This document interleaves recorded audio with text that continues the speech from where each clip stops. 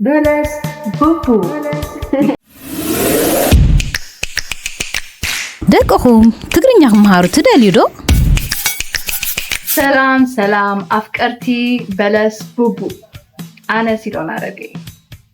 حج دماني نغلق أفكرتي بلس بوبو حداش ويب سايت خفيتات لكم على دقكم قانقومن ባህሎምን ክፈልጡ ትዘልዩ ዶ ኣብዚ ዌብሳይት እዚ ድማኒ belesbubu.com ኢልኩም ኣትኹም ዝተፈላለዩ መዘናግዒ መደባት ጌይማት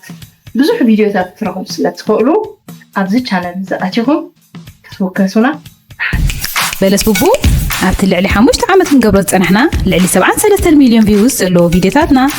ሕጂ ከዓ ልዕሊ 14 መፅሓፍትን ደቅኹም ፅቡቅ ዝበልናዮ መፃወቲታትን ሒዝናኩም ቀሪብና ኣለና ከምኡ ድማ ኣብ በለስ ቡቡ ዝተፈላለዩ ቪድዮታት ጌይማት መፅሓፍቲ ንክተንብቡ ተዳልየልኩም ኣሎ ስለዚ በለስ ቡቡ ይኩን ምርጫኹም ሰብስክራይብ ግባርካ ከይትሓንኩ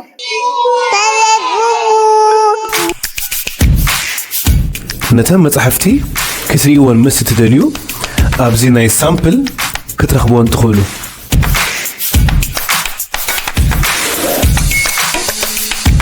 ኣብ ቀረባ እዋን ዝጅምሩ ናይ ጌምን ናይ ኦንላይን ትግርኛ ትምህርቲ እውን ኣለና መዓስ እዚ ጥራይ ደቅኹም ኣብ ዩቱብ ካልእ ነገር ከይርዩ ምስ እትደልዩ ብቐጥታ ኣብ ዌብሳይትና ብምእታው ብቪድዮታትና ክመሃሩን ክዘናግዑን ንዕድም በለስ ቡቡ